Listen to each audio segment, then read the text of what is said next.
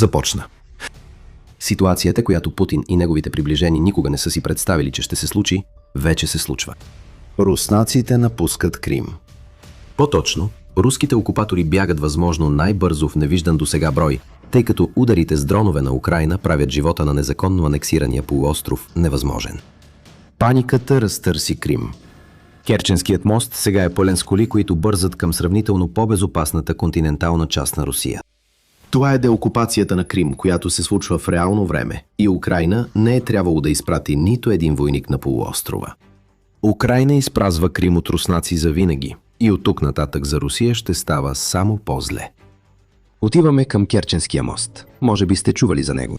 Многомилиардният паметник на Путин за неговия възприеман успех в Крим свързва континенталната част на Русия с окупираната територия и трябва да бъде ключов за това Крим да действа като важна част от военната машина, която Русия отприщи срещу Украйна.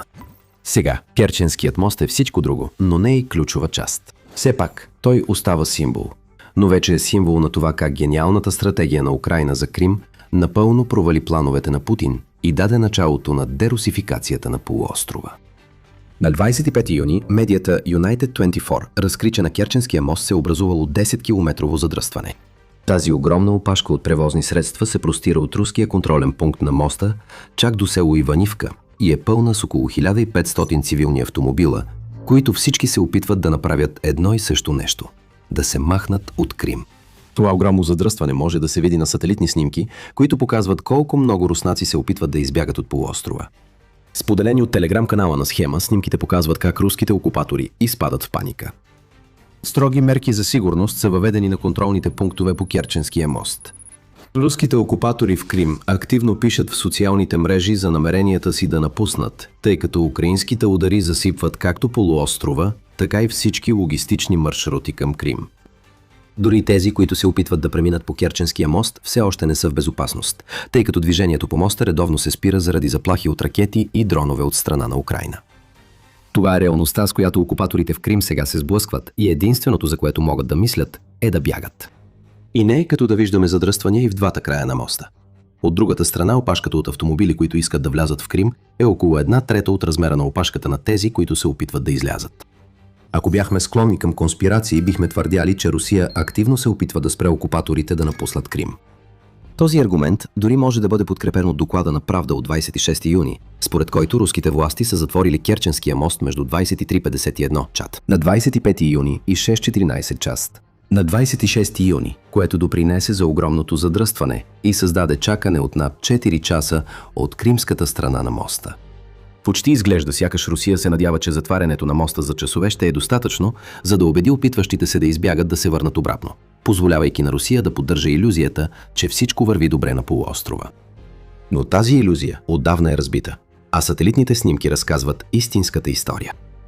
До 26 юни New Voice of Ukraine съобщаваше, че опашката е нараснала до 15 км и е напълно възможно да е имало събитие, което да е послужило като катализатор, толкова много окупатори да решат, че сега е моментът да избягат. На 25 юни Украйна отприщи адски удари в Крим, поразявайки 38 цели, включително системи за противовъздушна отбрана, петролно депо в района на Джанкой и най-важното – топлоелектрическа централа в Симферопол, както и електрически подстанции в това селище и в Севастопол. Крим е в извънредно положение в момента, както в преносен, така и в буквален смисъл. На 26 юни в Севастопол беше обявено регионално извънредно положение след украинската атака с дронове, което ви казва всичко, което трябва да знаете за състоянието на руската окупация в града, който някога беше дом на Черноморския флот, преди украинските дронове и ракети да ги принудят да се изтеглят. Но другото извънредно положение е в самия Кремъл, или по-точно, в който и да е бункер, в който Путин се крие днес. Лидерът на Русия наблюдава как огромна криза се разгръща в Крим. Хората се опитват да избягат на хиляди. Полуостровът е разкъсван от удари, а неговите логистични артерии се прерязват една по една. И докато той се крие и се опитва да се преструва, че нищо от това не се случва, с най-големия символ на предполагаемото руско господство над Украйна, Путин трябва да приеме един прост, неоспорим факт. От тук нататък ще става само по-зле. Нека се върнем малко назад. Въпреки че 38-те удара, които разтърсиха Крим, може би бяха последната капка, която преля чашата, за много от окупаторите, които сега са блокирани в задръствания на Керченския мост, докато се опитват да избягат обратно от дома, Това, което всъщност виждаме тук, е кулминацията на кампания, която превърна Крим в абсолютен ад за руските окупатори. Украйна систематично унищожава снабдителните маршрути към Крим вече седмици наред, както и атакува камионите с доставки и гориво, които се насочваха към полуострова. Последиците са очевидни за всички. В резултат на тези атаки в Крим е възникнал сериозен недостиг на гориво. В много случаи окупаторите не могат да се здобият с гориво, тъй като то е приоритетно за военните и аварийните служби. Малкото бензиностанции, които разполагат с гориво, ограничават продажбите до 20 литра на човек и предоставят бензин само чрез QR купони. Това не е особено добре за хората, които се опитват да си набавят гориво, тъй като прекъсванията на интернет вече започват да засягат Севастопол и може да обхванат цял Крим. А после идва и въпросът с храната. От началото на юни Украйна съобщава за недостиг на основни стоки по рафтовете на супермаркетите в Крим, отново причинен от атаките, които Украйна провежда срещу руската логистика към полуострова. Сега се поставете на мястото на един окупатор в Крим. Гледате как всичко това се случва около вас. Храната в шкафовете ви намалява и рядко има достатъчно гориво в колата ви за пътуване до супермаркета. Дори и да имаше, не можете да сте сигурни, че ще получите това, от което се нуждаете. Но най-накрая имате късмет. Интернетът се включва отново и намирате бензиностанция, която продава гориво. И всъщност можете да получите достъп до QR-кода си. Има гориво в резервоара, но не можете да сте сигурни, че ще можете да направите същото утре или дори през следващите няколко дни. А нищо от това няма шанс да се подобри. То какво ще правите? За поне 1500 превозни средства, чакащи на опашка на Керченския мост, отговорът е да избягат обратно в Русия, където се надяват, че проблемите не са толкова сериозни. Адът тепърва започва за окупаторите в Крим, затова толкова много хора искат да избягат оттам. Въпреки това, има и друг въпрос, който трябва да се вземе предвид – самият Керченски мост. Не е само това, че много руснаци се страхуват, че няма да имат достъп до гориво, за да напуснат Крим, когато поискат. Те също така са ужасени, че Украйна затваря единствения прозорец на възможност, който имат, за да вземат това решение. Но преди да ви обясним какво имаме предвид, вие гледате The Military Show и ние надникваме отвъд заглавията, за да ви дадем истинската история. Абонирайте се, ако ви харесва това, което виждате. А сега, нека се върнем към видеото. Не е само това, че окупаторите могат да видят празните резервоари и намаляващите запаси по рафтовете на магазините. Те също така могат да видят пожарите навсякъде. Огромните облаци дим, издигащи се към небето, когато поредният украински дрон или ракета оцели целта си. И никъде това не е по-видимо в момента, отколкото близо до моста, който руснаците се опитват да използват, за да избягат от Крим.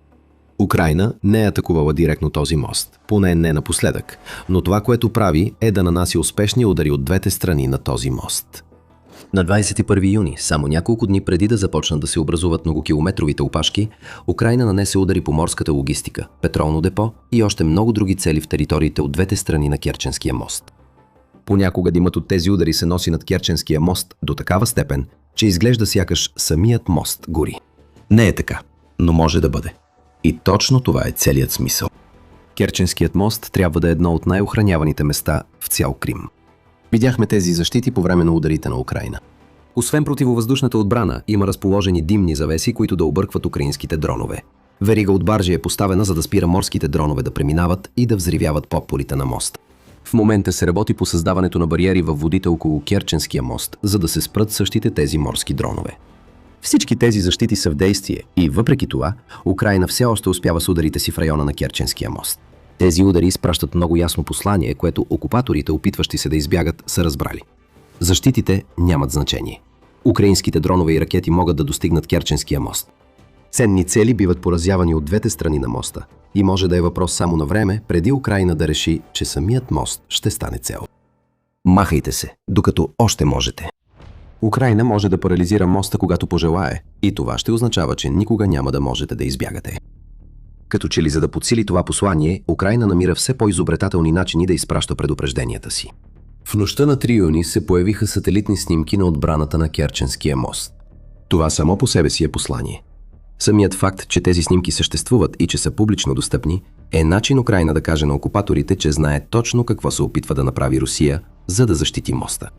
Украйна също е направила близки снимки на Керченския мост от различни ъгли с помощта на разузнавателни дронове, като отново доказва, че оръжията, за които Русия иска кримските окупатори да вярват, че ще бъдат поразени от противовъздушната отбрана, всъщност могат да проникнат и да действат безнаказано. Днес Украйна прави снимки, но следващия път може да изпрати дронове, натоварени с експлозиви, за да извади моста от строя. оставяйки желаящите да избягат напълно блокирани на полуостров, в който става невъзможно да се живее за тях. Крим е изолиран. Окупаторите виждат всичко това. Те знаят, че Украйна може да прекъсне основния им път за бягство и сега се опитват да се измътнат, докато все още могат. Опашката от цивилни, които се опитват да напуснат Крим, е достатъчно голям проблем за Путин. Това показва, че най-големият символ на руското господство над Украйна се разпада. Но за този проблем се крие още по-голям проблем. Всичко това се случва благодарение на стратегическия гений на Украйна, която превърна класическата обсада в инструмент на съвременната война, използвайки своите дронове. Украйна прави това, което някога се смяташе за невъзможно. Държава без истински военноморски флот блокира Крим и го прави без да излага на риск нито един от своите войници. Върху окупаторите в Крим се оказва натиск, какъвто не е имало досега, до степен, в която може би в крайна сметка Украйна просто ще може да влезе в Крим и да го върне обратно. Украйна беше търпелива. Тя изпълнява стратегия на безмилостно изтощаване от месеци, ако не и от години. И сега започваме да виждаме как всичко това се отплаща в Крим. Стратегията на изолация подготви почвата за всичко, което виждаме сега. Споменахме го по-рано. Украйна унищожава руски камиони и разрушава сухопътни връзки магистрали в окупираните територии, за да направи практически невъзможно за Русия да доставя постоянен поток от провизии и храна на полуострова. Противовъздушната отбрана беше заобиколена или напълно унищожена, а Украйна не показва никакви признаци на забавяне. На 23 юни Украйна удари железопътен мост, който минава над Северно-Кримския канал в Крим.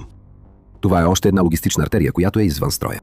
Село Роздолна, което също се намира в Крим, Украйна извърши още една атака, този път на 28 юни, която доведе до срутване на част от мост върху железопътните релси. Тази атака беше извършена заедно с втори удар срещу железопътния мост над Северно-Кримския канал. Отново и отново Украйна нанася удари, често поразявайки едни и същи цели по няколко пъти. Всеки мост, който се срути, е прекъснат маршрут, което означава още повече забавяния за окупаторите в Крим, които вече изпитват затруднения. И не само цивилните, които се опитват да избягат през Керченския мост, изпадат в паника. Крим се превърна във военен проблем за Путин, след като толкова дълго беше актив. Крайна сметка, не е като доставките да са влизали само в Крим. Те излизат и оттам. Стратегията на изолация, която Украйна създаде, означава, че военните доставки, които излизат от Крим и отиват към окупираните територии, не достигат до местата, където трябва да отидат, което създава сериозни проблеми за руските настъпления. Сега те са по-слаби, отколкото са били във всеки един момент през 2026 година. А Украйна кара Русия да плати цената за това.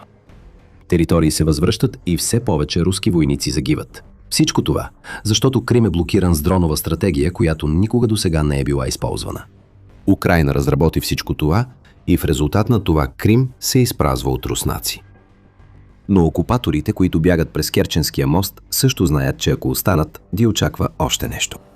Недостиг, още по-опустошителен от тези, които вече засягат полуострова, предстои да последва всичко, което сме видели досега. И той ще засегне едно нещо, от което всеки човек на планетата се нуждае, за да живее – водата. Крим не е в добра позиция по отношение на водните ресурси. На полуострова няма много естествени източници на прясна вода и със сигурност не е достатъчно, за да снабдява с вода всички окупатори, които са направили полуострова свой дом след незаконната анексия на Путин. Русия знаеше, че това е проблем и според Центъра за европейски политически анализи, Путин обеща $12 милиарда на полуострова за големи водни проекти до 2024 година. Това обещание дойде след като Крим загуби $140 милиона заради недостига на вода и не беше изпълнено. Тъй като този досаден въпрос с провалилата си инвазия поглъща всички пари и ресурси, които биха го направили възможно. Затова окупаторите трябва да използват водни помпи, за да се здобият с прясна вода. Тези помпи работят, но също така изискват електричество. Сега, спомняте ли си някои от целите, които споменахме, когато ви разказвахме за 38-те удара на Украйна, които помогнаха да се предизвика бягството през моста? Какво бяха техните цели? Топлоелектрически централи и електрически подстанции, които са жизнено важни за доставянето на прясна вода до окупаторите. Moscow Times съобщи, че дестабилизацията на електрозахранването в резултат на тези удари вече е довела до проблеми с водното налягане в части от Севастопол. Окупаторите на моста виждат какво ги чака. Те знаят, че това няма да спре и виждат, че ударите на Украйна стават все по-дълбоки, по-силни и по-успешни. Те вече са лишени от гориво и храна. Сега и водата вече става недостъпна, тъй като Украйна атакува енергийната инфраструктура, която е жизнено важна за притока на прясна вода към Крим. Не е чудно, че хиляди окупатори бягат към последния мост, водещ извън Крим. Ако Украйна не унищожи Керченския мост, ще унищожи още електрически съоръжения, може би и двете, И всичко това, докато логистичните удари продължават и останалите отбранителни позиции в Крим биват елиминирани една по една. Би ли искал да бъдеш лесна мишена на парче земя, което твоят авторитарният ти лидер вече не може да защити? Разбира се, че не. И окупаторите също не биха искали, затова панически бягат. Сега Путин има голям проблем. Той вижда, че стратегията на Украйна работи и няма нищо, което може да направи, за да я спре. Русия дори не може да докара повече противовъздушна отбрана в Крим, тъй като Украйна продължава да прекъсва логистичните артерии, които правят това възможно. Сега Русия трябва да се справя с наплив от хора, които по същество са бежанци, връщащи се обратно на континенталната част. Представете си, че това не спира и 15-километровите опашки, които виждаме на Керченския мост, отприщват бягството на всички окупатори в Крим. Това са около 2 милиона души, които ще се опитват да се върнат обратно в Русия, а това е сериозен инфраструктурен проблем, с който Кремъл ще трябва да се справи. Какво ще се случи с всички тези хора? Те са свикнали да живеят на място, което трябва да е луксозна дестинация за руснаците, така че няма да са доволни да бъдат изпратени в някой отдалечен регион, където Путин може да ги забрави. Те ще навлязат в едни от най-гъсто населените части на Русия веднага след Керченския мост и ще искат да се преместят в по-богатите райони на страната – Москва, Санкт-Петербург. Именно такива градове биха изпитали такъв наплив от бивши окупатори, че би било невъзможно да се игнорира. Хиляди бежанци-окупатори биха били най-сигурният знак за всеки, когато Путин все още заблуждава, че войната в Украйна върви добре, че нещата са се объркали много, много сериозно. Войната ще се върне у дома по различен начин. И може би точно по този начин руският народ най-накрая ще поиска да направи нещо по въпроса със своя маниакален лидер. Що се отнася до Путин, коронното бижу ще бъде загубено. Окупираният Крим на практика ще се превърне в огромен град-призрак, лишен от руснаците, които са вярвали, че техният президент наистина може да ги защити. Най-големият успех в четвъртвековното управление на Путин в Русия ще се окаже поредният провал. И световното възприятие за Русия ще се промени завинаги. Путин не може дори да задържи един полуостров, камо ли да спечели война срещу Украйна. Вече виждаме как това се случва. Путин не може да защити Крим, Москва или което и да е друго място, което е в обсега на украинските дронове. Ходът на войната се е променил и с нарастването на опашките на Керченския мост се появяват възможности за Украйна и нейните съюзници да забият ножа още по-дълбоко. Крим е символът на властта на Путин. Ако Крим рухне и Украйна едва сега започва, тогава инвазията на Путин в Украйна трябва да приключи. И сякаш нещата не можеха да станат по-лоши за Путин и Русия, те виждаха, че всичко това идва и не можеха да направят нищо, за да го спрат. Планът на Украйна е просто прекалено съвършен. От замисъла до изпълнението. Вече засегнахме плана, но ако искате наистина задълбочен анализ, имаме перфектното видео за вас. Капанът вече е щракнал и Русия се гърчи, докато чака да умре. Научете повече в нашето видео и не забравяйте да се абонирате за The Military Show за още информация относно кримската катастрофа на Путин. И както винаги, благодарим ви, че гледахте.